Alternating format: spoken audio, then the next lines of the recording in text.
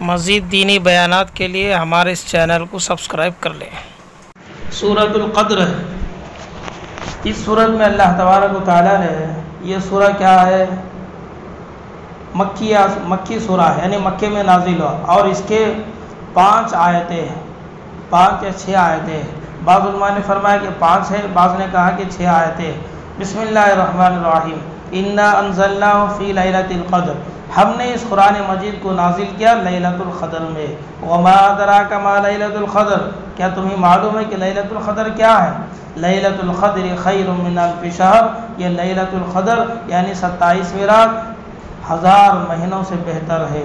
تنزل الملائکۃ والروح فیہا، فرمایا کہ اس دن فرشتہ نازل ہوتا ہے۔ کون؟ حضرت جبرائیل علیہ السلام اپنے پورے فرشتوں کے ساتھ آسمانی دنیا میں آتے ہیں، زمین کے اوپر آتے ہیں، اور عبادت کرنے والوں سے، نماز پڑھنے والوں سے، قرآن پڑھنے والوں سے وہ فرشتہ مصافحہ کرتا ہے۔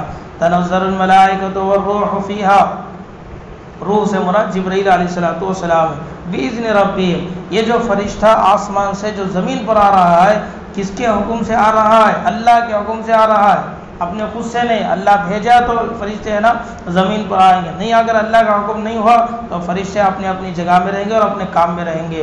باذن ربہم من کل امر، فرمایا کہ ہر عبادت کرنے والے پر سلام، سلامتی ہے۔ ہی حتی مطلع الفجر، کب تک ہے یہ؟ فرمایا کہ طلوع فجر تک ہے، طلوع فجر تک ہے۔ یہ ہے یہاں سورہ، یہاں تک ہے یہ سورہ جو ختم ہو گیا ہے۔ اب یہ لیلۃ القدر کون سی؟ جو رمضان کی آخری راتوں میں آتی ہے، آخر عشرہ ہے، عشرے کے طاق راتوں میں 5 راتوں میں سے کوئی ایک رات اللہ نے اس میں شب قدر کو چھپا کر رکھا ہے۔ اب وہ شب قدر 1000 مہینوں سے بہتر ہے۔ یہ کہیں کو نازل ہوا؟ اللہ کے نبی علیہ السلام کے سامنے ایک واقعہ آیا بنی اسرائیل کا، جس میں ایک آدمی بنی اسرائیل کا جس نے 60 یا 70 سال جو ہے اللہ کے راستے میں اس نے محنت کیا، پلک جھپکنے کے برابر بھی انہیں اللہ کی نافرمانی نہیں کیا، اور اپنے اس کام سے انہیں نہیں روکا۔ یعنی مطلب کیا؟ 60 یا 70 سال تک لگاتار اللہ کی دین کی خدمت کرتا رہا، ایسا آدمی ہے۔ پلک جھپکنے کے برابر بھی انہیں ذرہ بھی ٹائم ویسٹ نہیں کیا۔ جب یہ تذکرہ اللہ کے نبی کے سامنے آیا تو اللہ کے رسول علیہ السلام کے دل میں ایک فکر آئی کہ اللہ، میری امت کی عمریں تو بہت کم ہے، کسی کی عمر 60 سال 70 سال ہے، انہوں اگر پوری زندگی اگر اچھا کام کرے تو بھی ان کی پوری عمر نہیں ہو جاتی، ان کی عمر ختم ہو جاتی۔ اے اللہ، میری امت اور دوسرے جو پہلی جو امتیں گزری ہے، قیامت میں اگر دونوں کو ملائیں گے تو پہلی امتوں کا ثواب زیادہ ہو جائے گا اور میری امت کے لوگوں کا ثواب کم ہوگا۔ اے اللہ، اس کے لیے کوئی حل فرمائیے، کوئی حل بتائیے۔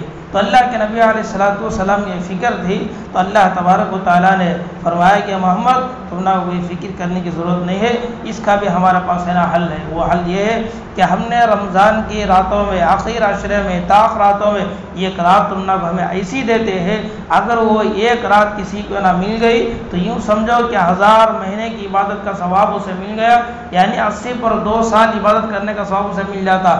یہاں 60-70 سال خالی بنی اسرائیل میں انہیں دین کی خدمت کر گیا ہے۔ اگر تمہیں ایک رات میں صحیح معنی میں اس کی اگر قدر کر لیے تو تم کو 80 پر 2 سال کا ثواب ملتا ہے۔ تو اس سورت کے نازل ہونے کے بعد اللہ کے نبی علیہ السلام کو کچھ تسلی ہو گئی۔ تو الحمدللہ اب یہ رمضان کا مہینہ ہمارا چل رہا ہے، اور یہ رمضان کے مہینے میں 4 طاق راتیں تو ہماری ختم ہو گئی، آج کی ایک طاق رات باقی ہے۔ اب جو 4 گزر گئے، اس میں شب قدر تھی کی یا نہیں کی وہ ہم لوگ معلوم ہے، امید ہے ہو بھی سکتا ہے، اور یہ بھی ہم بول سکتے ہیں کہ نہیں بھی ہو سکتا ہے کہ آج کی رات شب قدر ہوگی۔ تو بہرحال 5 راتوں میں سے کوئی ایک رات ہوگی، وہ کون سی رات ہے؟ اللہ نے اسے چھپا دیا ہے، تو لہٰذا آج کی ایک رات طاق رات ہے۔